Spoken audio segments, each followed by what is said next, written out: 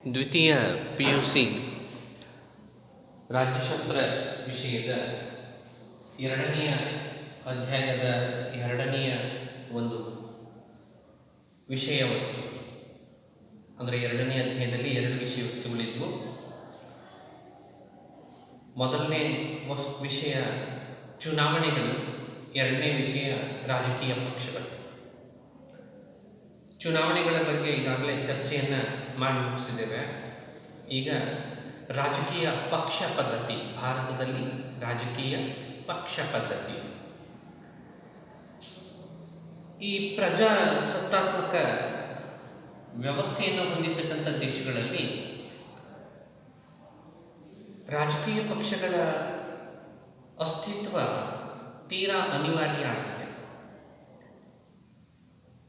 ಈ ರಾಜಕೀಯ ಪಕ್ಷಗಳು ಪ್ರಜಾಭಿಪ್ರಾಯವನ್ನು ರೂಪಿಸುವುದರ ಜೊತೆಗೆ ಚುನಾವಣೆಯಲ್ಲಿ ಪಾಲ್ಗೊಂಡು ರಾಜಕೀಯ ಅಧಿಕಾರವನ್ನು ಹಿಡಿಯಲಿಕ್ಕೋಸ್ಕರ ಪೈಪೋಟಿಯಲ್ಲಿ ನಿಲ್ತವೆ. ಒಂದೊಂದು ರಾಜಕೀಯ ಪಕ್ಷವೂ ಕೂಡ ತನ್ನದೇ ಆಗಿರ್ತಕ್ಕಂಥ ಒಂದೊಂದು ಸಿದ್ಧಾಂತವನ್ನು, ತಾತ್ವಿಕ ಹಿನ್ನೆಲೆಯನ್ನು, ತನ್ನದೇ ಆದಂಥ ಒಂದು ಪ್ರಣಾಳಿಕೆಯನ್ನು ಜನತೆಯ ಮುಂದೆ ಇಡ್ತಾರೆ. ಅದರ ಜೊತೆಗೆ ಜನತೆಗೆ, ಪ್ರಜಾವರ್ಗಕ್ಕೆ ಆಯ್ಕೆ ಮಾಡಿಕೊಳ್ಳುವ ಸಾಕಷ್ಟು ಅವಕಾಶಗಳನ್ನು ಅವು ಮಾಡಿಕೊಡ್ತವೆ. ಇಂಥ ಸಂದರ್ಭದಲ್ಲಿ ಈ ರಾಜಕೀಯ ಪಕ್ಷ ಅಂದರೆ ಏನು? ಅದಕ್ಕೂ ಮುಂಚಿತವಾಗಿ ಈ ರಾಜಕೀಯ ಪಕ್ಷ ಅಂತಕ್ಕಂಥ ಒಂದು ವ್ಯವಸ್ಥೆ ಹೊಸದಾಗಿ ಇವಾಗ ಏನಾದರೂ ಜಾರಿಗೆ ಬಂದಿದೆಯೇ? ಇಲ್ಲ.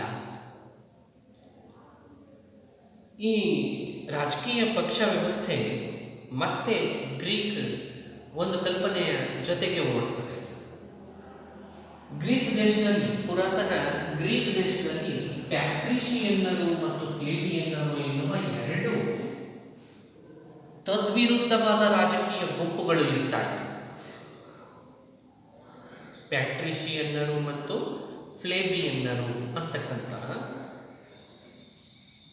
ವಿಭಿನ್ನ ರಾಜಕೀಯ ಗುಂಪುಗಳು, ತದ್ವಿರುದ್ಧದ ರಾಜಕೀಯ ಗುಂಪುಗಳು ಇರುತ್ತಾರೆ. ಮಧ್ಯಕಾಲದಲ್ಲಿ ಗಿಲ್ಡ್ ಮಾರ್ಷಲ್ ಮತ್ತು ಜರ್ನಿಮನ್ ಅಂತಕ್ಕಂಥ ಎರಡು ಗುಂಪುಗಳು ರಾಜಕೀಯವಾಗಿ ಒಂದು ಗುಂಪನ್ನು ಮತ್ತೊಂದು ಗುಂಪು ದ್ವೇಷಿಸುವ, ವಿಭಿನ್ನವಾಗಿರ್ತಕ್ಕಂಥ ಅಭಿಪ್ರಾಯಗಳನ್ನು, ಸಿದ್ಧಾಂತಗಳನ್ನು ಹೊಂದಿದ್ದಂತಹ ಗುಂಪುಗಳು ಮಧ್ಯಕಾಲದಲ್ಲಿ ಇತ್ತು. ಹೀಗಾಗಿ ಈ ರಾಜಕೀಯ ಪಕ್ಷ ಪದ್ಧತಿ ಅಂತಕ್ಕಂಥದ್ದು ಈಗ ಮೊನ್ನೆ ನಿನ್ನೆ ಹುಟ್ಟಿರ್ತಕ್ಕಂಥದ್ದಲ್ಲ. ಮೊದಲಿನಿಂದಲೂ ಕೂಡ ಆ ರಾಜಕೀಯವಾದಂಥ ವಿಚಾರಗಳಿಗೆ ಸಂಬಂಧಪಟ್ಟಂತೆ ತದ್ವಿರುದ್ಧವಾದಂಥ ನಿಲುವುಗಳನ್ನು ಹೊಂದಿರತಕ್ಕಂಥ ಅಸಂಖ್ಯಾತವಾದಂಥ ಗುಂಪುಗಳನ್ನು ಮತ್ತು ತನ್ನದೇ ಆಗಿರ್ತಕ್ಕಂಥ ಛಾಪನ್ನು ಮೂಡಿಸ್ಕೊಂಡಿದ್ದಂಥ ರಾಜಕೀಯ ಗುಂಪುಗಳು ಯಾವಾಗಲೂ ಕೂಡ ಇದ್ದವು. ಆ ಕಾರಣಕ್ಕಾಗಿ ಈ ಪ್ಯಾಟ್ರಿಷಿಯನ್ನರು ಮತ್ತು ಫ್ಲೇಬಿಯನ್ನರು ಎನ್ನುವರು ಪುರಾತನ ಗ್ರೀಕ್ ಕಾಲದಲ್ಲಿ, ಮತ್ತು ಮಧ್ಯಕಾಲದಲ್ಲಿ ರೋಮನ್ನಲ್ಲಿ, ಮಧ್ಯಕಾಲದಲ್ಲಿ ಗಿಲ್ಡ್ ಮಾರ್ಷಲ್ ಮತ್ತು ಜರ್ನಿಮನ್ ಅಂತಕ್ಕಂಥ ಎರಡು ಗುಂಪುಗಳು ಇರ್ತಿದ್ವು. ಈಗ ಈ ರಾಜಕೀಯ ಪಕ್ಷ ಅಂದರೆ ಏನು? ಸಾಮಾನ್ಯ ಸಿದ್ಧಾಂತದ ಆಧಾರದ ಮೇಲೆ ರಾಜಕೀಯ ಅಧಿಕಾರವನ್ನು ಪಡೆಯಲಿಕ್ಕಾಗಿ, ಸಾಮಾನ್ಯ ಸಿದ್ಧಾಂತದ ಆಧಾರದ ಮೇಲೆ ರಾಜಕೀಯ ಅಧಿಕಾರವನ್ನು ಪಡೆಯಲಿಕ್ಕಾಗಿ ಸಂಘಟಿತವಾಗಿರ್ತಕ್ಕಂಥ ಜನಸಮೂಹ, ಸಾಮಾನ್ಯ ಸಿದ್ಧಾಂತದ ಆಧಾರದ ಮೇಲೆ ರಾಜಕೀಯ ಅಧಿಕಾರವನ್ನು ಪಡೆಯಲಿಕ್ಕೋಸ್ಕರ ಸಂಘಟಿತವಾಗಿರುವ ಜನಸಮೂಹವನ್ನು ರಾಜಕೀಯ ಪಕ್ಷ ಅಂತೇಳಿ ಕರೀತಾರೆ. ಅಂದರೆ ಅಲ್ಲೊಂದು ಸಾಮಾನ್ಯವಾದಂಥ ಸಿದ್ಧಾಂತ ಇದೆ, ಆ ಸಿದ್ಧಾಂತದ ಆಧಾರದ ಮೇಲೆ ಒಂದೊಂದು ರಾಜಕೀಯ ಪಕ್ಷವೂ ಕೂಡ ರಚನೆಯಾಗುವುದು ತನ್ನದೇ ಆದಂಥ ಒಂದೊಂದು ಸಿದ್ಧಾಂತದ ಆಧಾರದ ಮೇಲೆ. ಅವರಿಗೆ ತಮ್ಮದೇ ಆಗಿರ್ತಕ್ಕಂಥ ಸೈದ್ಧಾಂತಿಕವಾದಂಥ ಉದ್ದೇಶಗಳು ಇರ್ತವೆ. ಆ ಸೈದ್ಧಾಂತಿಕ ಉದ್ದೇಶಗಳನ್ನು ಆಧಾರವಾಗಿ ಇಟ್ಟುಕೊಂಡು ರಾಜಕೀಯ ಅಧಿಕಾರವನ್ನು ಪಡೆದು ರಾಜ್ಯದ ಆಡಳಿತ ವ್ಯವಸ್ಥೆಯನ್ನು, ಆಡಳಿತದ ಚುಕ್ಕಾಣಿಯನ್ನು ತಮ್ಮ ಕೈವಶ ಮಾಡ್ಕೊಳ್ತಕ್ಕಂಥ ಉದ್ದೇಶವನ್ನು ಹೊಂದಿರತಕ್ಕಂಥ ಜನ ಸಮೂಹವನ್ನು ನಾವೇನಂತ ಕರೀತೇವೆ, ರಾಜಕೀಯ ಪಕ್ಷ ಅಂತೇಳಿ ಕರೀತಾರೆ. ಈ ರಾಜಕೀಯ ಪಕ್ಷ ಅನ್ನೋದಕ್ಕೂ ಕೂಡ ಈ ರಾಜಕೀಯ ಚಿಂತಕರುಗಳಲ್ಲಿ ಒಮ್ಮತವಾದಂಥ ಅಭಿಪ್ರಾಯಗಳು ಇಲ್ಲ. ಅಲ್ಲಿಯೂ ಕೂಡ ವಿಭಿನ್ನವಾದ ಅಭಿಪ್ರಾಯಗಳನ್ನು ರಾಜನೀತಿ ಚಿಂತಕರುಗಳು ಕೊಡ್ತಾ ಹೋಗ್ತಾರೆ. ಯಾವುವು ಅಂತ ಎರಡು ಅಭಿಪ್ರಾಯಗಳನ್ನು ನಾವು ನೋಡೋಣ. ಗಿಲ್ಕ್ರಿಸ್ಟ್ ಅಂತಕ್ಕಂಥವ್ರು ಹೇಳ್ತಾರೆ, ಸಮಾನ ರಾಜಕೀಯ ಗುರಿಗಳನ್ನು ಹೊಂದಿ ಸಂಘಟನೆಯ ಮೂಲಕ ಅಧಿಕಾರ ಪಡೆದು ತನ್ನ ಪಕ್ಷದ ಧ್ಯೇಯ ಗುರಿಗಳಿಗನುಗುಣವಾಗಿ ರಾಷ್ಟ್ರದ ಆಡಳಿತವನ್ನು ನಡೆಸುವ ಗುಂಪೇ ರಾಜಕೀಯ ಪಕ್ಷ. ಒಂದು ಧ್ಯೇಯ, ಒಂದು ಉದ್ದೇಶವನ್ನು ಇಟ್ಟುಕೊಂಡು ಅದನ್ನು ಒಂದು ಪಕ್ಷದ ಒಂದು ಉದ್ದೇಶವನ್ನಾಗಿ ಮಾಡಿಕೊಂಡು ಆ ಪಕ್ಷದ ಉದ್ದೇಶದ ಜೊತೆಗೆ ರಾಜಕೀಯ ಅಧಿಕಾರವನ್ನು, ಅಂದರೆ ಆ ದೇಶದ ಆಡಳಿತವನ್ನು ನಡೆಸ್ಕೊಳ್ತಾ ಹೋಗ್ತಕ್ಕಂಥ ಒಂದು ಗುಂಪು, ಆ ಗುಂಪನ್ನು ನಾವು ರಾಜಕೀಯ ಪಕ್ಷ ಅಂತೇಳಿ ಕರೀಬಹುದು. ಇನ್ನೊಬ್ಬರು ಹೇಳ್ತಾರೆ, ಎಡ್ವರ್ಡ್ ಬರ್ಕ್ ಅಂತಕ್ಕಂಥವರು, ಕೆಲವು ಸಾಮಾನ್ಯ ತತ್ವಗಳ ಆಧಾರದ ಮೇಲೆ ರಾಷ್ಟ್ರೀಯ ಹಿತಾಸಕ್ತಿಯನ್ನು ಸಾಧಿಸಲು ಶ್ರಮಿಸುವ ಸಂಘಟಿತ ಗುಂಪೇ ರಾಜಕೀಯ ಪಕ್ಷ. ಕೆಲವು ಸಾಮಾನ್ಯ ತತ್ವಗಳ ಆಧಾರದ ಮೇಲೆ ರಾಷ್ಟ್ರೀಯ ಹಿತಾಸಕ್ತಿಯನ್ನು ಸಾಧಿಸಲು ಶ್ರಮಿಸುವ ಸಂಘಟಿತ ಗುಂಪೇ ರಾಜಕೀಯ ಪಕ್ಷ. ಹೀಗೆ ಸಿದ್ಧಾಂತಿಗಳಲ್ಲೂ ಕೂಡ ಒಮ್ಮತವಾದಂಥ ಅಭಿಪ್ರಾಯಗಳು ಇಲ್ಲ. ಒಬ್ಬೊಬ್ಬರು ತಮ್ಮದೇ ಆದ ಧಾಟಿನಲ್ಲಿ ತಮ್ಮದೇ ಆದ ಒಂದು ಚಿಂತನೆಯ ಮುಖಾಂತರ ಅವುಗಳಿಗೆ ಅರ್ಥವನ್ನು ವಿವರಣೆ ಮಾಡಿಕೊಡ್ತಕ್ಕಂಥ ಕೆಲಸವನ್ನು ಮಾಡ್ತವೆ. ಆದರೆ ಒಟ್ಟಾರೆಯಾಗಿ ಸಾಮಾನ್ಯ ಸಿದ್ಧಾಂತದ ಆಧಾರದ ಮೇಲೆ ರಾಜಕೀಯ ಅಧಿಕಾರವನ್ನು ಪಡೆಯಲಿಕ್ಕಾಗಿ ಸಂಘಟಿತರಾಗಿರುವ ಜನಸಮೂಹವೇ ರಾಜಕೀಯ ಪಕ್ಷ ಅಂತೇಳಿ ಹೇಳ್ಬೋದು. ಇನ್ನು ಈ ರಾಜಕೀಯ ಪಕ್ಷದಲ್ಲಿ ಮೂರು ರೀತಿಯ ಪಕ್ಷ ಪದ್ಧತಿಗಳನ್ನು ನಾವು ನೋಡ್ತೇವೆ. ರಾಜಕೀಯ ಪಕ್ಷ ಅಂದ್ಬಿಟ್ಲೆ ಒಂದೇ ರೀತಿ ಇರೋದಿಲ್ಲ, ಅಲ್ಲಿ ಮೂರು ರೀತಿಯ ರಾಜಕೀಯ ಪಕ್ಷಗಳನ್ನು ನಾವು ಗುರುತಿಸ್ತೇವೆ, ಪಕ್ಷ ಪದ್ಧತಿಯನ್ನು ನಾವು ಗುರುತಿಸ್ತೇವೆ. ಆ ಮೂರು ರೀತಿಯ ಪಕ್ಷ ಪದ್ಧತಿಗಳು ಯಾವುವು ಅಂದರೆ ಏಕಪಕ್ಷ ಪದ್ಧತಿ, ದ್ವಿಪಕ್ಷ ಪದ್ಧತಿ, ಬಹುಪಕ್ಷ ಪದ್ಧತಿ ಅಂತೇಳಿ. ಏಕಪಕ್ಷ ಪದ್ಧತಿ, ದ್ವಿಪಕ್ಷ ಪದ್ಧತಿ, ಬಹುಪಕ್ಷ ಪದ್ಧತಿ ಅಂತೇಳಿ ಮೂರು ರೀತಿಯ ಈ ಪಕ್ಷ ಪದ್ಧತಿಗಳನ್ನು ನೋಡ್ತೇವೆ. ಈ ಮೂರು ರೀತಿಯ ಪಕ್ಷ ಪದ್ಧತಿಗಳಲ್ಲಿ ಏಕಪಕ್ಷ ಪದ್ಧತಿ ಅಂದರೆ ಒಂದಿಡೀ ದೇಶದ ಆಡಳಿತ ವ್ಯವಸ್ಥೆಯನ್ನು ನಿರ್ವಹಿಸಲು ಮತ್ತು ರಾಜಕೀಯವಾಗಿ ಒಂದಿಡೀ ದೇಶಕ್ಕೆ ಒಂದೇ ಒಂದು ರಾಜಕೀಯ ಪಕ್ಷವು ಇದ್ದರೆ ಅದನ್ನು ಏಕಪಕ್ಷ ಪದ್ಧತಿ ಅಂತೇಳಿ ಕರೀತೇವೆ. ಇದನ್ನು ನಾವು ಚೀನಾದಲ್ಲಿ ನೋಡ್ತೇವೆ. ಚೀನಾದಲ್ಲಿ ಒಂದೇ ಒಂದು ರಾಜಕೀಯ ಪಕ್ಷ ಇದೆ, ಅದು ಕಮ್ಯುನಿಸ್ಟ್ ಪಕ್ಷ. ಆ ರಾಜಕೀಯ ಪಕ್ಷವೇ ಅಲ್ಲಿ ಚುನಾವಣೆಗಳನ್ನು ಎದುರಿಸ್ತದೆ, ಆಡಳಿತವನ್ನು ಕೂಡ ತಾನೇ ನಡೆಸ್ಕೊಂಡು ಹೋಗ್ತದೆ.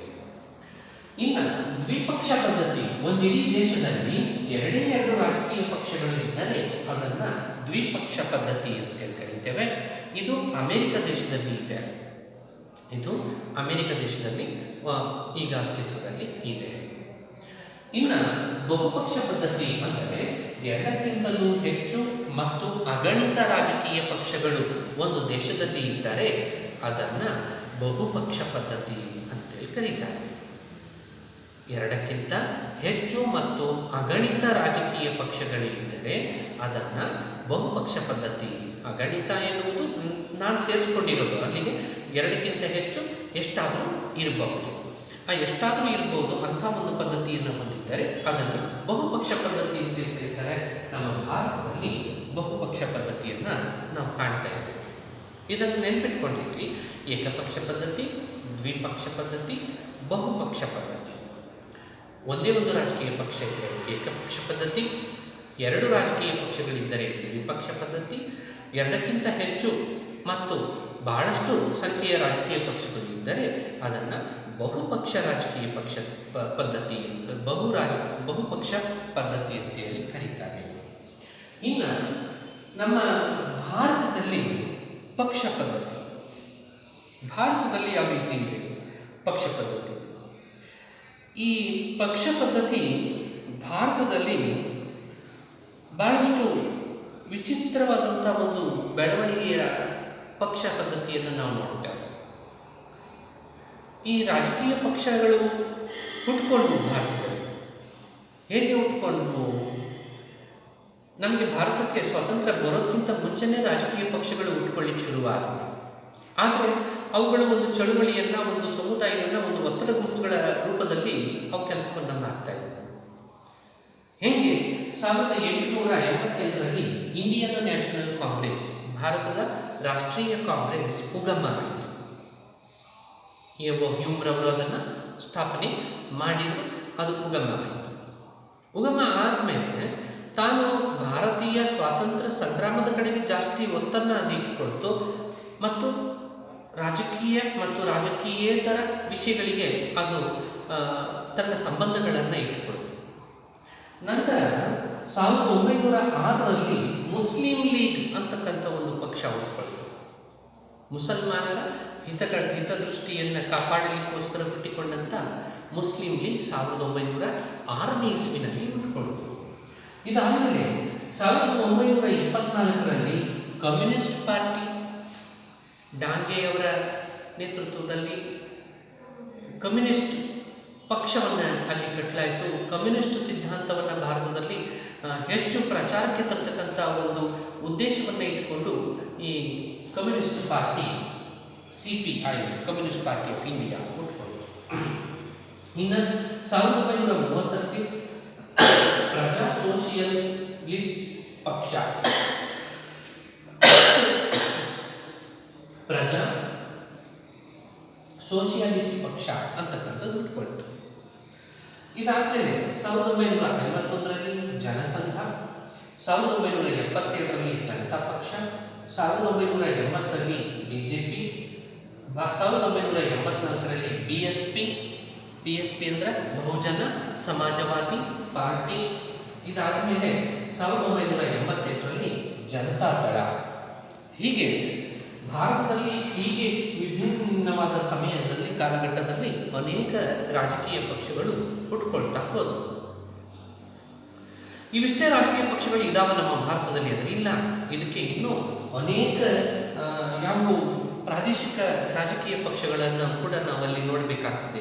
ಪಂಜಾಬ್ನಲ್ಲಿ ಅಕಾಲಿದಳ, ಅಸ್ಸಾಂನಲ್ಲಿ ಅಸ್ಸಾಂ ಗಣ ಪರಿಷತ್, ಮಹಾರಾಷ್ಟ್ರದಲ್ಲಿ ಶಿವಸೇನೆ, ಬಿಜು ಜನತಾದಳ, JDS, ಹೀಗೆ ಅನೇಕ ತೆಲುಗು ದೇಶಂ, ಇಂಥ ಅನೇಕ ರಾಜಕೀಯ ಪಕ್ಷಗಳು, ಪ್ರಾದೇಶಿಕ ರಾಜಕೀಯ ಪಕ್ಷಗಳು ಕೂಡ ನಮ್ಮ ಭಾರತದಲ್ಲಿ ಹುಟ್ಟುಕೊಂಡು, ಹಾಗಾಗಿ ನಮ್ಮ ಭಾರತದಲ್ಲಿ ಬಹುಪಕ್ಷ ಪದ್ಧತಿ ಜಾರಿಗೆ ಬರಲಿಕ್ಕೆ ಕಾರಣ ಮತ್ತು ಸಾಧ್ಯ ಆಯಿತು.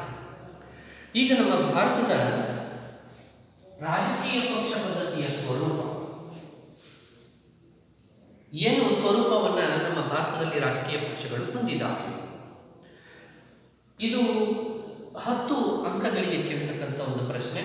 ಪರೀಕ್ಷೆಯಲ್ಲಿ ದ್ವಿತೀಯ PUC ವಾರ್ಷಿಕ ಪರೀಕ್ಷೆಯಲ್ಲಿ 10 ಅಂಕಗಳಿಗೆ ಇದನ್ನು ಪ್ರಶ್ನೆಯನ್ನಾಗಿ ಕೇಳ್ತಾರೆ. ಸಂವಿಧಾನೇತರ ಬೆಳವಣಿಗೆ ಅಂದರೆ ನಮ್ಮ ಭಾರತದ ಸಂವಿಧಾನದಲ್ಲಿ ರಾಜಕೀಯ ಪಕ್ಷಗಳನ್ನು ರಚನೆ ಮಾಡಿಕೊಳ್ಳುವ ವಿಷಯಕ್ಕೆ ಸಂಬಂಧಪಟ್ಟಂತೆ ಯಾವ ವಿಷಯಗಳನ್ನು ಕೂಡ ಸ್ಪೆಸಿಫೈಡ್ ಆಗಿ, ಅಂದರೆ ಕೂಲಂಕುಷವಾಗಿ ಅದನ್ನು ವಿವರಣೆಯನ್ನು ನೀಡಿಲ್ಲ.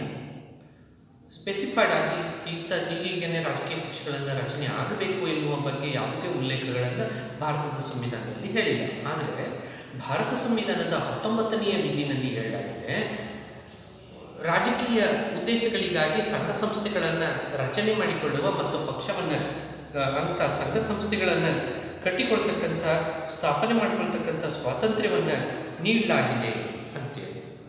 ಆ ಕಾರಣಕ್ಕಾಗಿ ರಾಜಕೀಯ ಪಕ್ಷಗಳು ಸಂವಿಧಾನದಲ್ಲಿ ಯಾವುದೇ ವಿಷಯವನ್ನು ಹೇಳಲಾಗದೇ ಇರೋದ್ರಿಂದ ಆ ರಾಜಕೀಯ ಪಕ್ಷಗಳು ಏನು ಮಾಡ್ತಾ ಇದ್ದಾವೆ, ದಿನೇ ದಿನೇ ಹುಟ್ಟುಕೊಳ್ತಾ ಇದ್ದಾವೆ. ಆ ಸಂವಿಧಾನದಲ್ಲಿ ಯಾವ ವಿಷಯಗಳು ಅದರ ಬಗ್ಗೆ ಪ್ರಸ್ತಾಪ ಆಗದೇ ಇರೋದ್ರ ಕಾರಣಕ್ಕಾಗಿ, ಆಧಾರವಿಲ್ಲದೆ ರಾಜಕೀಯ ಪಕ್ಷಗಳಿಗೆ ಸಂವಿಧಾನಾತ್ಮಕ ಆಧಾರ ಇಲ್ಲದೇ ಇರೋದ್ರಿಂದ ಅವು ಸಂವಿಧಾನೇತರವಾಗಿಯೇ ಬೆಳವಣಿಗೆ ಹೊಂದಿದ್ದಾವೆ. ಭಾರತದಲ್ಲಿ ಸಂವಿಧಾನೇತರವಾಗಿ ಬೆಳವಣಿಗೆಯನ್ನು ಹೊಂದಿದ್ದಾವೆ ಅಂತ ಹೇಳಬಹುದು. ಇನ್ನು ಬಹುಪಕ್ಷ ಪದ್ಧತಿಯ ಅಸ್ತಿತ್ವ.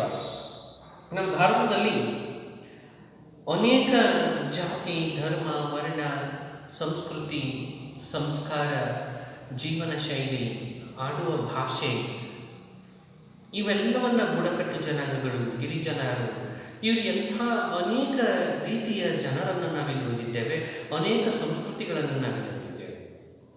ಅವುಗಳ ಜೊತೆಗೆ ಆಯಾ ಸಂಸ್ಕೃತಿಯವರು ಕೂಡ ಆ ಸಂಸ್ಕೃತಿಯ ಹೆಸರಿನಲ್ಲಿ, ಭಾಷೆಯ ಹೆಸರಿನಲ್ಲಿ, ಧರ್ಮದ ಹೆಸರಿನಲ್ಲಿ, ಪ್ರಾದೇಶಿಕತೆಯ ಆಧಾರವಾಗಿ ರಾಜಕೀಯ ಪಕ್ಷಗಳನ್ನು ಮಾಡಿಕೊಳ್ತಾ ಇದ್ದಾರೆ. ಹೀಗಾಗಿ ಏನಾಗ್ತಾ ಇದೆ, ಭಾರತದಲ್ಲಿ ಬಹುಪಕ್ಷ ಪದ್ಧತಿಯ ಅಸ್ತಿತ್ವ ಇನ್ನೂ ಬಲಗೊಳ್ತಾ ಇದೆ. ದಿನದಿಂದ ದಿನಕ್ಕೆ ರಾಜಕೀಯ ಪಕ್ಷಗಳ ಸಂಖ್ಯೆ ಹೆಚ್ಚುತ್ತಾ ಹೋಗೋದು, ಪ್ರಾದೇಶಿಕ ಪಕ್ಷಗಳು ಹೆಚ್ಚು ಹೆಚ್ಚು ಏನಾಗ್ತದೆ ಪ್ರಾಬಲ್ಯವನ್ನು ಹೊಂದತಕ್ಕಂಥದ್ದು, ಇವೆಲ್ಲವುಗಳು ಕೂಡ ಆಗ್ತಾ ಇದೆ ಭಾರತದಲ್ಲಿ. ಆ ಕಾರಣಕ್ಕಾಗಿ ಬಹುಪಕ್ಷ ಪದ್ಧತಿ ಭಾರತದಲ್ಲಿ ಅಸ್ತಿತ್ವವನ್ನು ಹೊಂದಿದೆ. ಇನ್ನು ಕೆಲವು ಪ್ರಾಂತೀಯ ಹಿತಾಸಕ್ತಿಗಳಾದಂಥ ಅಲ್ಲಿನ ನೆಲ, ಜಲ ಮತ್ತು ಅಲ್ಲಿನ ಪ್ರಾದೇಶಿಕ ಸಮಸ್ಯೆಗಳು, ಆ ಸಮಸ್ಯೆಗಳ ಹೆಸರಿನಲ್ಲಿಯೇ ರಾಜಕೀಯ ಸಂಘಟನೆಗಳು ಕೂಡ ಹುಟ್ಟುಕೊಳ್ತವೆ. ಇದರಿಂದಲೂ ಕೂಡ ಏನಾಗ್ತದೆ, ರಾಜಕೀಯ ಪಕ್ಷಗಳ ಸಂಖ್ಯೆ ಹೆಚ್ಚಾಗಲಿಕ್ಕೆ ಕಾರಣ ಆಗ್ತದೆ. ಇನ್ನು ಪಕ್ಷಗಳಲ್ಲಿ ಒಡಕು ಮತ್ತು ವಿಲೀನ, ಈ ರಾಜಕೀಯ ಪಕ್ಷಗಳು ಏನಾಗ್ತವೆ ಭಾರತದಲ್ಲಿ ಒಡಕಿಗೆ ಒಳಗಾಗ್ತವೆ ಮತ್ತು ವಿಲೀನವೂ ಕೂಡ ಆಗ್ತವೆ. ಒಂದೇ ರಾಜಕೀಯ ಪಕ್ಷ 2-3 ಭಾಗಗಳಾಗಿ ಒಡೆದು ಹೋಗ್ತದೆ. ಒಡೆದು ಹೋದಂಥ ರಾಜಕೀಯ ಪಕ್ಷ ಮತ್ತೆ ಇನ್ನೊಂದು ಒಂದು ರಾಜಕೀಯ ಪಕ್ಷದ ಜೊತೆಗೆ ವಿಲೀನವೂ ಕೂಡ ಆಗ್ತಾ ಹೋಗ್ತದೆ. ನಮ್ಮ ಕರ್ನಾಟಕದಲ್ಲೇ ಬಂಗಾರಪ್ಪನವರು KCP ಅಂತ ಹೇಳುವ ಪಕ್ಷವನ್ನು ಕಟ್ಟಿದರು. ಆ KCP ಅಂತ ಕಟ್ಟಿದಂಥ ಒಂದು ಪಕ್ಷ ಏನಾಯಿತು ಅಂದರೆ ಮತ್ತೆ ಕಾಂಗ್ರೆಸ್ನ ಜೊತೆಗೆ ಕೂಡ್ಕೊಳ್ತು. ಯಡಿಯೂರಪ್ಪನವರು KJP ಅಂತ ಹೇಳಿ ಕಟ್ಟಿದ್ರು. ಚುನಾವಣೆ ಮುಗಿದಾದ ಮೇಲೆ ಮತ್ತೆ ಆ KJPಯನ್ನು ಮತ್ತೆ BJPಯ ಜೊತೆಗೆ ವಿಲೀನ ಮಾಡಲಾಯಿತು. ಹೀಗೆ ಈ ರಾಜಕೀಯ ಪಕ್ಷಗಳು ನಮ್ಮ ಭಾರತದಲ್ಲಿ ಏನಾಗ್ತವೆ ಅಂದರೆ ಒಡಕು ಮತ್ತು ವಿಲೀನ ಪ್ರಕ್ರಿಯೆಗೆ ಒಳಗೋಗ್ತವೆ, ಒಡಕು ಮತ್ತು ವಿಲೀನ ಪ್ರಕ್ರಿಯೆಗೆ ಒಳಗಾಗ್ತವೆ. ಇದು ಕೂಡ ಒಂದು ನಮ್ಮ ಭಾರತದ ರಾಜಕೀಯ ಪಕ್ಷ ಪದ್ಧತಿಯ ಒಂದು ಸ್ವರೂಪ ಆಗ್ತದೆ. ಇನ್ನು ಈ ರಾಜಕೀಯ ಮುಖಂಡರು ಪಕ್ಷಗಳಲ್ಲಿ ಒಡಕು ಮತ್ತು ವಿಲೀನವಾದಂಥ ಪ್ರಕ್ರಿಯೆಯಲ್ಲಿ ತೊಡಗಿಕೊಳ್ಳದೆ ಇದ್ದಿದ್ದರೆ ಅವರ ಅನುಭವ ಮತ್ತು ವರ್ಚಸ್ಸಿಗೆ ಆ ಪಕ್ಷದಲ್ಲಿ ಉನ್ನತವಾದಂಥ ನ್ಯಾಯಕತ್ವದ ಸ್ಥಾನವನ್ನು ಅವರಿಗೆ ಇರಬಹುದಾಗಿತ್ತು. ಆದರೆ ಆ ರಾಜಕೀಯ ಪಕ್ಷದಲ್ಲಿದ್ದಂಥ ಕೆಲವು ನಾಯಕರುಗಳು ಆ ಒಡಕಿಗೆ ಮತ್ತು ವಿಲೀನಕ್ಕೆ ಒಳಗಾಗಿದ್ದರಿಂದ ಏನಾಯಿತು, ಅವರ ಬೆಲೆ ಆ ಪಕ್ಷದಲ್ಲಿ ಕಡಿಮೆಯಾಗಿ ಅವರು ಸ್ವಲ್ಪ ಮೂಲೆಗುಂಪು ಆಗ್ತಕ್ಕಂಥ ಸಾಧ್ಯತೆಗಳು ಕೂಡ ಜಾಸ್ತಿ ಆಗ್ತಾ ಹೋಗ್ತವೆ. ಇನ್ನು ಈ ಏಕಪಕ್ಷ ಪ್ರಾಬಲ್ಯದ ಕ್ಷೀಣತೆ, ಭಾರತದಲ್ಲಿ ಎಷ್ಟೇ ರಾಜಕೀಯ ಪಕ್ಷಗಳಿದ್ರೂ ಕೂಡ 1947ರಿಂದ 1947ರವರೆಗೆ ಕಾಂಗ್ರೆಸ್ ಪಕ್ಷ ಅತ್ಯಂತ ಪ್ರಬಲಶಾಲಿ ರಾಜಕೀಯ ಪಕ್ಷವಾಗಿತ್ತು. ಏಕಪಕ್ಷದ ಪ್ರಾಬಲ್ಯತೆ ಇತ್ತು. 1977ರ ನಂತರ ಕೇಂದ್ರದಲ್ಲಿ ಕಾಂಗ್ರೆಸ್ ಪಕ್ಷದ ನಾಯಕರುಗಳ ಧೋರಣೆಗಳಿಂದಾಗಿ ಕಾಂಗ್ರೆಸ್ ಪಕ್ಷದ ಪ್ರಾಬಲ್ಯ ಕ್ಷೀಣಿಸಿ ಬೇರೆ ರಾಜಕೀಯ ಪಕ್ಷಗಳು ಸೇರಿಕೊಂಡು ಮೈತ್ರಿಕೂಟವನ್ನು ಮಾಡಿಕೊಂಡು ಏನು ಮಾಡ್ತವೆ, ಆ ಸರ್ಕಾರವನ್ನು ರಚನೆ ಮಾಡ್ತವೆ. 1984ರ ಚುನಾವಣೆಯಲ್ಲಿ ಹೊರತುಪಡಿಸಿದರೆ ದೇಶದಿಂದ ಅಂದಿನಿಂದ ಇಂದಿನವರೆಗೂ ನಡೆದ ಯಾವುದೇ ಚುನಾವಣೆಯಲ್ಲಿ ನಿರ್ದಿಷ್ಟ ರಾಜಕೀಯ ಪಕ್ಷವು ಸ್ಪಷ್ಟವಾದಂಥ ಬಹುಮತವನ್ನು ಪಡೆದಿಲ್ಲ, ಪಡೆದಿರಲಿಲ್ಲ. ಇನ್ನು ಭಾರತದಲ್ಲಿ ಏಕ ರಾಜಕೀಯ ಪಕ್ಷದ ಪ್ರಾಬಲ್ಯವೂ ಕೂಡ ಏನಾಯಿತು, ಕಡಿಮೆಯಾಗ್ತಾ ಹೋಯಿತು. ಕಾಂಗ್ರೆಸ್ ಅಂದರೆ ಭಾರತದಲ್ಲಿ ಆಡಳಿತವನ್ನು ನಡೆಸಲಿಕ್ಕಾಗಿಯೇ ಇರುವ ಪಕ್ಷ ಎನ್ನುವ ಮಟ್ಟಕ್ಕೆ ಪ್ರಾಬಲ್ಯವನ್ನು ಹೊಂದಿದಂಥ, ಪ್ರತಿಷ್ಠೆಗಳನ್ನು ಹೊಂದಿದಂಥ ಒಂದು ರಾಜಕೀಯ ಪಕ್ಷ ತನ್ನ ಪ್ರಾಬಲ್ಯತೆಯನ್ನು ಕಡಿಮೆ ಮಾಡಿಕೊಳ್ತು. ಆ ಪ್ರಾಬಲ್ಯತೆಯನ್ನು ಕಡಿಮೆ ಮಾಡಿಕೊಳ್ಳಿಕ್ಕೆ ಅದೇ ಪಕ್ಷದಲ್ಲಿರ್ತಕ್ಕಂಥ ನಾಯಕರುಗಳ ಧೋರಣೆಗಳು, ಅವರು ಮಾಡಿದಂಥ ಅನೇಕ ಚಟುವಟಿಕೆಗಳು ಅದಕ್ಕೆ ಕಾರಣ ಆಗಿತ್ತು. ಇನ್ನು ಭಿನ್ನಮತೀಯತೆ, ಯಾವುದನ್ನು ಭಿನ್ನಮತ ಅಂತ ಹೇಳಿ ಕರೀತಾರೆ? ಭಾರತದ ರಾಜಕಾರಣದಲ್ಲಿ ಭಿನ್ನಮತ ಅಂತಕ್ಕಂಥದ್ದು ಒಂಥರ ಅಂಟು ರೋಗ. ಒಣ ಸ್ವಾರ್ಥ, ಒಣ ಪ್ರತಿಷ್ಠೆಗಳಿಗಾಗಿ ಭಿನ್ನಮತೀಯ ಚಟುವಟಿಕೆಗಳನ್ನು ನಡೆಸ್ತಾರೆ. ತಮ್ಮದೇ ಆದ ರಾಜಕೀಯ ಪಕ್ಷದಲ್ಲಿಯೇ ಇದ್ದುಕೊಂಡು ನಾಯಕನ ವಿರುದ್ಧ ಯಾರು ನಾಯಕತ್ವವನ್ನು ವಹಿಸಿಕೊಂಡಿದ್ದಾರೋ ಆ ನಾಯಕನ ವಿರುದ್ಧ ಚಟುವಟಿಕೆಗಳನ್ನು ನಡೆಸ್ತಕ್ಕಂಥ ಆ ನಾಯಕನ ವಿರುದ್ಧವೇ ಮಸಲತ್ತು ಮಾಡ್ತಕ್ಕಂಥ, ಆ ನಾಯಕನ ವಿರುದ್ಧವೇ ಎಲ್ಲ ಭಿನ್ನಮತೀಯ ಚಟುವಟಿಕೆಗಳನ್ನು ಮಾಡುವ ಮತ್ತು ಆತನನ್ನು ದುರ್ಬಲಗೊಳಿಸ್ತಕ್ಕಂಥ ಒಂದು ಕೆಲಸಕ್ಕೆ ಕೈ ಹಾಕ್ತಾರೆ. ಈ ಚಟುವಟಿಕೆಯನ್ನು ಭಿನ್ನಮತೀಯತೆ ಅಂತೇಳಿ ಕರೀತಾರೆ. ಈ ಭಿನ್ನಮತೀಯತೆಯಿಂದ ಏನಾಗ್ತದೆ? ಸರ್ಕಾರ ದುರ್ಬಲವಾಗ್ತದೆ. ಸರ್ಕಾರ ದುರ್ಬಲ ಆಗ್ತದೆ. ಆದರೂ ಕೂಡ ಭಿನ್ನಮತೀಯ ಚಟುವಟಿಕೆಗಳಿಗೆ ಇಂಪು ನೀಡಿ ನಮ್ಮ ಭಾರತದಲ್ಲಿ ಅನಾವಶ್ಯಕವಾದಂಥ ಕಿರಿಕಿರಿಗಳನ್ನು ಸೃಷ್ಟಿ ಮಾಡ್ತಕ್ಕಂಥವರು ಸದಾಕಾಲ ಇದ್ದಾರೆ. ನಮ್ಮ ಭಾರತದಲ್ಲಿ ಎಲ್ಲ ರಾಜ್ಯಗಳಲ್ಲೂ ಇದಿರ್ತದೆ, ಎಲ್ಲ ಕಡೆಯೂ ಕೂಡ ಇದಿರ್ತದೆ. ಆ ಭಿನ್ನಮತೀಯ ಚಟುವಟಿಕೆಗಳನ್ನು ನಡೆಸುವ ಮುಖಾಂತರ ಅಸ್ಥಿರತೆ ಮತ್ತು ಕಿರಿಕಿರಿಯನ್ನು ಸೃಷ್ಟಿ ಮಾಡುವ ಆಳುವ ರಾಜಕೀಯ ಪಕ್ಷ ವರ್ಗದವರೇ ಈ ರೀತಿಯ ಕೆಲಸಗಳನ್ನು ಮಾಡಿ ಆ ಆಳ್ವಿಕೆಯನ್ನು ನಡೆಸ್ತಾ ಇರ್ತಕ್ಕಂಥ ಮತ್ತು ನಾಯಕತ್ವವನ್ನು ಹೊಂದಿರತಕ್ಕಂಥ ನಾಯಕನಿಗೆ ಮುಜುಗರಗಳನ್ನು ಉಂಟು ಮಾಡ್ತಕ್ಕಂಥ ಕೆಲಸಗಳನ್ನು ಮಾಡ್ತಾರೆ. ಇದು ಕೂಡ ಒಂದು ನಮ್ಮ ಭಾರತದ ರಾಜಕೀಯ ಪಕ್ಷ ಪದ್ಧತಿಯ ಸ್ವರೂಪ ಆಗಿರ್ತದೆ. ಇನ್ನು ಪಕ್ಷಾಂತರ ಪಿಡುಗು. ಪಕ್ಷಾಂತರ ಏನು? ಇದು ಪಕ್ಷಾಂತರ ಅಂತಂದರೆ ಒಬ್ಬ ಚುನಾಯಿತ ಪ್ರತಿನಿಧಿಯು ತನ್ನ ಶಾಸಕನ ಹುದ್ದೆಗೆ ರಾಜೀನಾಮೆ ನೀಡದೆ ತಾನು ಆಯ್ಕೆಯಾಗಿ ಬಂದ ರಾಜಕೀಯ ಪಕ್ಷದ ಸದಸ್ಯತ್ವಕ್ಕೆ ರಾಜೀನಾಮೆ ನೀಡಿದ್ದಾರೆ. ತಾನು ತನ್ನ ಶಾಸಕನ ಹುದ್ದೆಗೆ ರಾಜೀನಾಮೆ ನೀಡದೆ ತನ್ನ ರಾಜಕೀಯ ಪಕ್ಷದ ಪ್ರಾಥಮಿಕ ಸದಸ್ಯತ್ವಕ್ಕೆ ರಾಜೀನಾಮೆಯನ್ನು ನೀಡಿ ಬೇರೊಂದು ಪಕ್ಷದ ಜೊತೆಗೆ ತನ್ನನ್ನು ತಾನು ಗುರುತಿಸಿಕೊಂಡರೆ ಅದನ್ನು ಪಕ್ಷಾಂತರ ಅಂತ ಕರೀತಾರೆ. ಆತ ಒಂದು ರಾಜಕೀಯ ಪಕ್ಷದ ಚಿಹ್ನೆಯೊಂದಿಗೆ ಟಿಕೆಟ್ನೊಂದಿಗೆ ಸ್ಪರ್ಧಿಸಿರ್ತಾನೆ. ಆ ರಾಜಕೀಯ ಪಕ್ಷ ತನ್ನದೇ ಆಗಿರ್ತಕ್ಕಂಥ ಸಾಮಾನ್ಯವಾದಂಥ ಒಂದು ಪ್ರಣಾಳಿಕೆಯನ್ನು ಇಟ್ಕೊಂಡಿರ್ತದೆ. ಆ ಪ್ರಣಾಳಿಕೆಯನ್ನು ಜನರ ಮುಂದೆ ಇಟ್ಟಿರ್ತದೆ. ಆ ರಾಜಕೀಯ ಪಕ್ಷ ಒಂದು ಸಿದ್ಧಾಂತವನ್ನು ಇಟ್ಕೊಂಡಿರ್ತದೆ. ಆ ಸಿದ್ಧಾಂತಕ್ಕೆ ಜನ ಮಾರು ಹೋಗಿರ್ತಾರೆ, ಆ ಪ್ರಣಾಳಿಕೆಗೆ ಮಾರು ಹೋಗಿರ್ತಾರೆ, ಆ ಚಿಹ್ನೆಗೆ ಮಾರು ಹೋಗಿರ್ತಾರೆ. ಆತನನ್ನು ನೋಡಿ ಮಾರು ಹೋಗಿರುವುದಿಲ್ಲ. ಆ ಕಾರಣಕ್ಕಾಗಿ ಆತನು ತನ್ನ ಶಾಸಕ ಹುದ್ದೆಗೆ ರಾಜೀನಾಮೆ ನೀಡದೆ ತನ್ನ ರಾಜಕೀಯ ಪಕ್ಷಕ್ಕೆ ತಾನು ಯಾವ ಪಕ್ಷದಿಂದ ಆಯ್ಕೆಯಾಗಿ ಬಂದಿದ್ದಾನೋ ಆ ರಾಜಕೀಯ ಪಕ್ಷದ ಪ್ರಾಥಮಿಕ ಸದಸ್ಯತ್ವಕ್ಕೆ ರಾಜೀನಾಮೆಯನ್ನು ನೀಡಿ ಬೇರೊಂದು ರಾಜಕೀಯ ಪಕ್ಷದ ಜೊತೆಗೆ ತನ್ನನ್ನು ತಾನು ಗುರುತಿಸಿಕೊಂಡರೆ ಅದು ಯಾಕೆ ಪಕ್ಷಾಂತರ, ಅದು ಯಾಕೆ ಅಪರಾಧ ಅಂದರೆ ಆತನನ್ನು ಆರಿಸಿ ಕಳುಹಿಸಿರುವ ಪ್ರಜೆಗಳಿಗೆ ಆತನು ಮಾಡಿದ ಮೋಸ. ಆತನನ್ನು ಆರಿಸಿ ಕಳಿಸಿದ ಮತದಾರರಿಗೆ ಆತನು ಮಾಡಿದಂಥ ಮೋಸ ಅದು ಆಗಿರ್ತದೆ.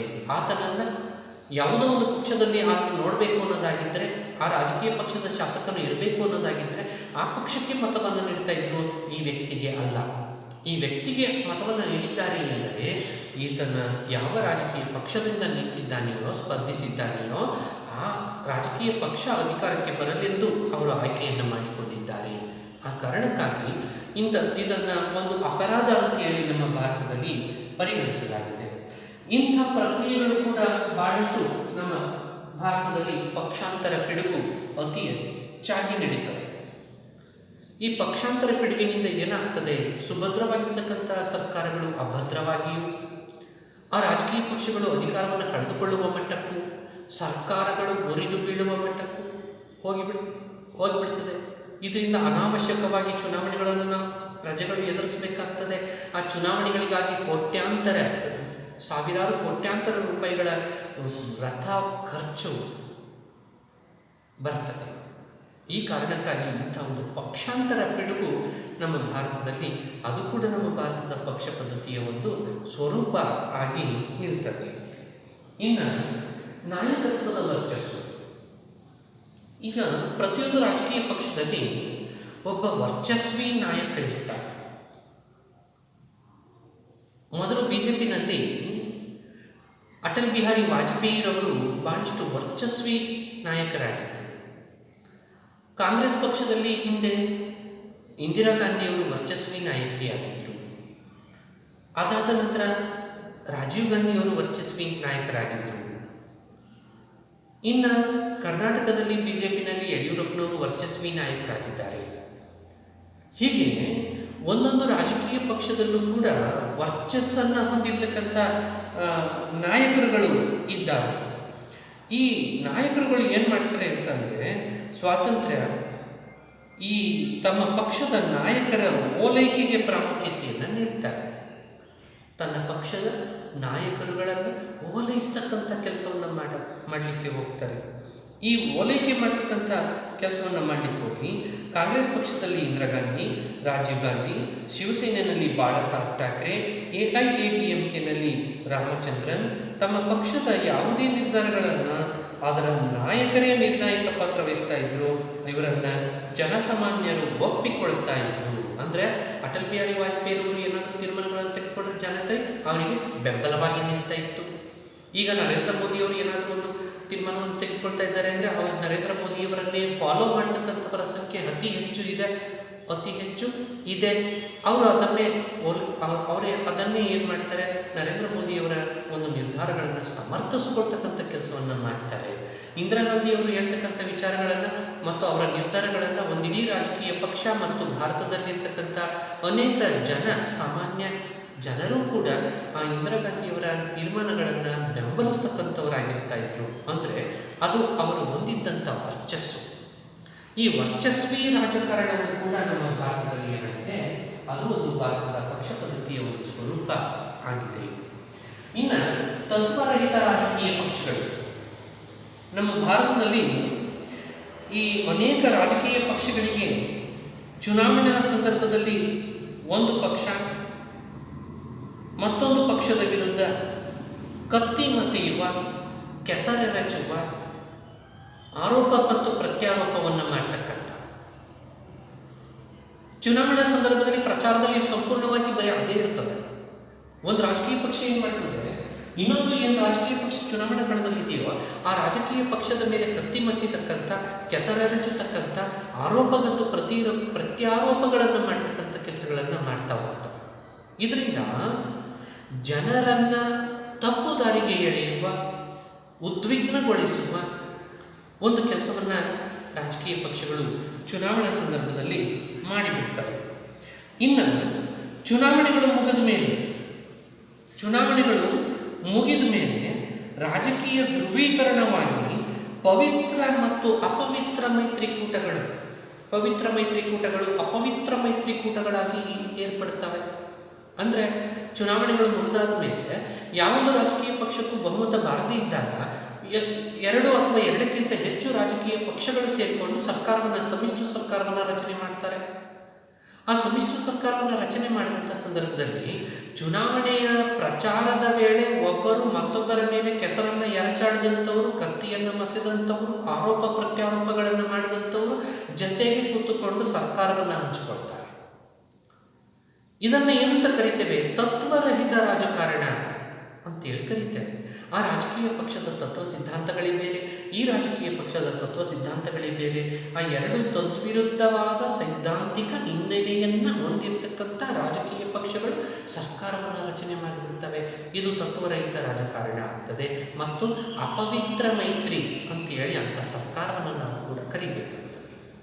ಅದು ಕೂಡ ಒಂದು ನಮ್ಮ ಭಾರತದ ರಾಜಕೀಯ ಪಕ್ಷ ಪದ್ಧತಿಯ ಸ್ವರೂಪ ಆಗಿದೆ. ಇನ್ನು ಪ್ರಾದೇಶಿಕ ಪಕ್ಷಗಳ ಪ್ರಾಬಲ್ಯತೆ. ಈ ಪ್ರಾದೇಶಿಕ ಪಕ್ಷಗಳು ಭಾರತದಲ್ಲಿ ಏನಾಗಿದ್ದಾವೆ ಅಂದರೆ, ತಮ್ಮ ಪ್ರಾದೇಶಿಕವಾದಂಥ ಅಸಮತೋಲನ, ತಮ್ಮ ಪ್ರಾದೇಶಿಕವಾಗಿ ಇರ್ತಕ್ಕಂಥ ಸಮಸ್ಯೆಗಳು, ನೆಲ, ಜಲ, ಪರಿಸರ ಮತ್ತು ತನ್ನದೇ ಆಗಿರ್ತಕ್ಕಂಥ ಸಮಸ್ಯೆಗಳು ಏನಿದ್ದಾವೆ, ಭಾಷೆ, ಧರ್ಮ, ಇವುಗಳನ್ನೆಲ್ಲವನ್ನು ಆಧಾರವಾಗಿಟ್ಟುಕೊಂಡು ಈ ಪ್ರಾದೇಶಿಕ ರಾಜಕೀಯ ಪಕ್ಷಗಳು ಏನಾಗಿದ್ದಾವೆ, ಪ್ರಬಲವಾಗಿ ಬೆಳೆದು ಎನ್ ಟಿ ರಾಮರಾವ್ ಅವರ ನೇತೃತ್ವದ ತೆಲುಗು ದೇಶಂ, TRS ಮತ್ತು ತೆಲಂಗಾಣ ಮುಕ್ತಿ ಮೋರ್ಚಾ, ಮಹಾರಾಷ್ಟ್ರದಲ್ಲಿ ಶಿವಸೇನೆ ಎಷ್ಟು ಪ್ರಬಲವಾಗಿ ಇದ್ದಾವೆ. ತಮಿಳುನಾಡಿನಲ್ಲಿ DMK ಮತ್ತು AIADMKಗಳು.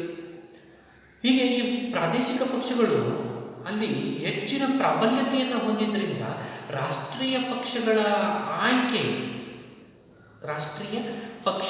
ಆಯ್ಕೆಯ ಪ್ರಮಾಣ ಕಡಿಮೆ ಆಗ್ತಾ ಹೋಯಿತು. ರಾಷ್ಟ್ರೀಯ ಪಕ್ಷಗಳ ಒಂದು ಆಯ್ಕೆಯ ಪ್ರಮಾಣ ಯಾಕೆ ಕಡಿಮೆ ಆಯಿತು ಅಂದರೆ, ಪ್ರಾದೇಶಿಕ ಪಕ್ಷಗಳ ಪ್ರಾಬಲ್ಯತೆ ಜಾಸ್ತಿ ಆಗಿದ್ದರಿಂದ ಸಂಸತ್ತಿಗೆ ನಡೆತಕ್ಕಂಥ ಚುನಾವಣೆಗಳಲ್ಲೂ ಕೂಡ ಪ್ರಾದೇಶಿಕ ರಾಜಕೀಯ ಪಕ್ಷಗಳು ಹೆಚ್ಚು ಸ್ಥಾನಗಳನ್ನು ಪಡಿತಾ ಹೋದವು. ಹಾಗಾಗಿ ರಾಜಕೀಯ ಪಕ್ಷಗಳ ಸಂಖ್ಯೆ ಕಡಿಮೆ ಆಗ್ತಾ ಹೋಯಿತು ಶಾಸಕರ ಹುದ್ದೆಗಳಲ್ಲಿ. ಇನ್ನು ಪ್ರಾದೇಶಿಕ ಪಕ್ಷಗಳ ಪ್ರಾಬಲ್ಯದ ನಂತರ ಧಾರ್ಮಿಕ ಮತ್ತು ಭಾಷಾವಾರ ಪಕ್ಷಗಳು. ಈ ಧಾರ್ಮಿಕ ಮತ್ತು ರಾಜಕೀಯ ಪಕ್ಷಗಳು, ಭಾಷಾವಾರು ರಾಜಕೀಯ ಪಕ್ಷಗಳು ಬೆಳೀತಾ ಬಂದವು. ನಮ್ಮ ಭಾರತದಲ್ಲಿ ಕೆಲ ಪಕ್ಷಗಳು ಪ್ರಜಾಪ್ರಭುತ್ವದ ಮೌಲ್ಯಗಳಾದಂಥ ಜಾತ್ಯತೀತ, ಭ್ರಾತೃತ್ವ ಮತ್ತು ಸ್ವಾತಂತ್ರ್ಯ, ಸಮಾನತೆಯ ತತ್ವಗಳನ್ನು ಪ್ರತಿಬಿಂಬಿಸಿದರೆ, ಇನ್ನು ಕೆಲವು ಏನಾಗ್ತವೆ ಅಂದರೆ ನಿರ್ದಿಷ್ಟ ಜಾತಿಯನ್ನು, ನಿರ್ದಿಷ್ಟವಾದಂಥ ಧರ್ಮವನ್ನು, ನಿರ್ದಿಷ್ಟವಾದಂಥ ಭಾಷೆಯನ್ನು ಆಧಾರವಾಗಿ ಇಟ್ಟುಕೊಂಡು ಹುಟ್ಟುಕೊಂಡಂಥ ರಾಜಕೀಯ ಪಕ್ಷಗಳಾಗ್ತವೆ. ಮಹಾರಾಷ್ಟ್ರದಲ್ಲಿ ಶಿವಸೇನೆ ಹುಟ್ಟುಕೊಂಡಿದ್ದು ಮಹಾರಾಷ್ಟ್ರವು ಮಹಾರಾಷ್ಟ್ರೀಯನ್ನರಿಗೆ ಮಾತ್ರ, ಮರಾಠಿಯನ್ನು ಮಾತಾಡ್ತಕ್ಕಂಥ ಭಾಷಿಗರು, ಮರಾಠಿ ಭಾಷಿಗರು ಏನಿದ್ದಾರೆ ಆ ಮರಾಠಿ ಭಾಷಿಗರಿಗೆ ಮಾತ್ರ ಇರಬೇಕು, ಮಹಾರಾಷ್ಟ್ರದೊಳಗೆ ಬೇರೆ ಭಾಷೀಯರು ಪ್ರವೇಶವನ್ನು ಮಾಡಬಾರದು, ಅಧಿಕಾರವನ್ನು ನಡೆಸಬಾರದು ಅನ್ನುವ ಒಂದು ತತ್ವಗಳನ್ನು, ಉದ್ದೇಶಗಳನ್ನು ಇಟ್ಟುಕೊಂಡು ಮತ್ತು ಹಿಂದೂ ಪರದ ಭಾವನೆಯನ್ನು ಇಟ್ಟುಕೊಂಡು, ಇಲ್ಲಿ ಧಾರ್ಮಿಕ ವಿಚಾರಗಳು ಕೂಡ ಇದ್ವು ಮತ್ತು ಭಾಷಾವಾರ ವಿಚಾರಗಳು ಕೂಡ ಇತ್ತು. ಅವೆರಡೂ ವಿಚಾರಗಳನ್ನು ಇಟ್ಕೊಂಡು ಶಿವಸೇನೆ ಏನಾಯಿತು, ಮಹಾರಾಷ್ಟ್ರದಲ್ಲಿ ಬೆಳೆದಂತು. ಹೀಗೆ ಅನೇಕ ರಾಜಕೀಯ ಪಕ್ಷಗಳು ಭಾಷೆಯನ್ನು ಆಧಾರವಾಗಿಟ್ಟುಕೊಂಡು, ಧರ್ಮವನ್ನು ಆಧಾರವಾಗಿಟ್ಟುಕೊಂಡು, ಒಂದು ಜಾತಿಯನ್ನು ಆಧಾರವಾಗಿಟ್ಟುಕೊಂಡು ಮೇಲೇರಲಿಕ್ಕೆ ಪ್ರಯತ್ನವನ್ನು ಪಡ್ತವೆ. ಅದು ಕೂಡ ಒಂದು ನಮ್ಮ ಭಾರತದ ರಾಜಕೀಯ ಪಕ್ಷ ಪದ್ಧತಿಯ ಒಂದು ಸ್ವರೂಪ ಆಗ್ತದೆ.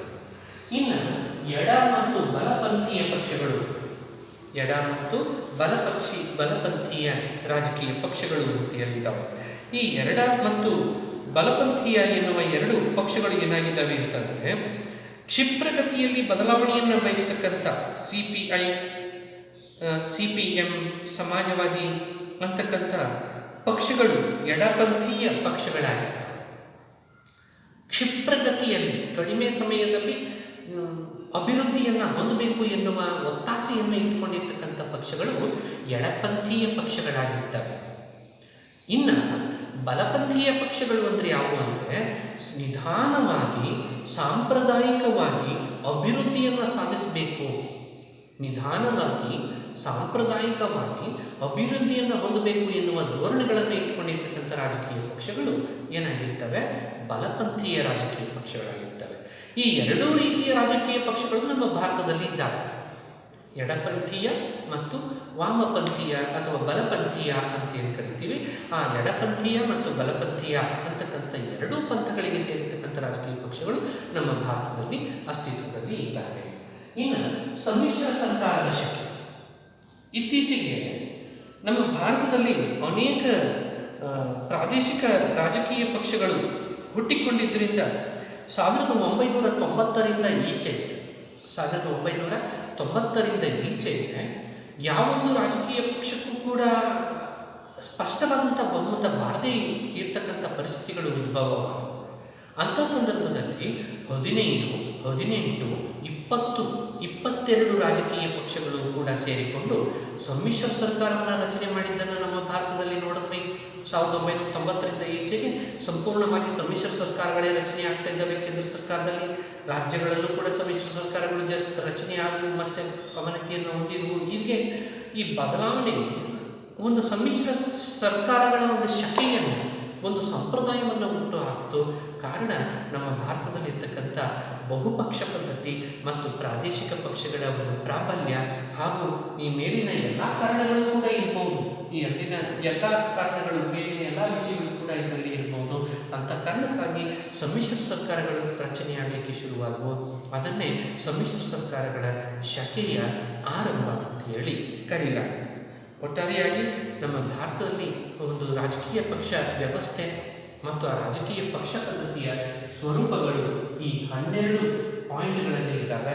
ನೀವು ಈ 12 ಪಾಯಿಂಟ್ಗಳನ್ನು ನೀವು ಸರಿಯಾಗಿ ನೆನಪಿನಲ್ಲಿ ಇಟ್ಕೋಬೇಕಾಗಿದೆ.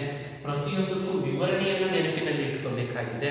ಪರೀಕ್ಷೆಯಲ್ಲಿ ಈ ವಿಷಯವನ್ನು 10 ಅಂಕಗಳಿಗೆ ಕೇಳಲಾಗ್ತದೆ. ಆ ಕೇಳಲಾದಂಥ ಸಂದರ್ಭದಲ್ಲಿ ನೀವು ಇಷ್ಟು ಪಾಯಿಂಟ್ಗಳನ್ನು ಬರೆದು ಆಮೇಲೆ ಒಂದೊಂದರಲ್ಲಿ ಹೆಡ್ಲೈನ್ ತೆಗೆದುಕೊಂಡು ಅದಕ್ಕೆ ವಿವರಣೆಯನ್ನು ಉತ್ತರ ಪತ್ರಿಕೆಯಲ್ಲಿ ಬರೀಬೇಕಾಗ್ತದೆ. 10 ಅಂಕಗಳ ಪ್ರಶ್ನೆಗೆ ಬರ್ತದೆ. ಇನ್ನು ಮುಂದಿನ ಒಂದು ವಿಷಯ ಭಾರತದ ರಾಜಕೀಯ ಪಕ್ಷಗಳ ಕಾರ್ಯಗಳು, ಭಾರತದಲ್ಲಿ ರಾಜಕೀಯ ಪಕ್ಷಗಳ ಕಾರ್ಯಗಳು ಅಂತ ಹೇಳಿದೆ. ಅದನ್ನು ಮುಂದಿನ ತರಗತಿಯಲ್ಲಿ ನೋಡೋಣ.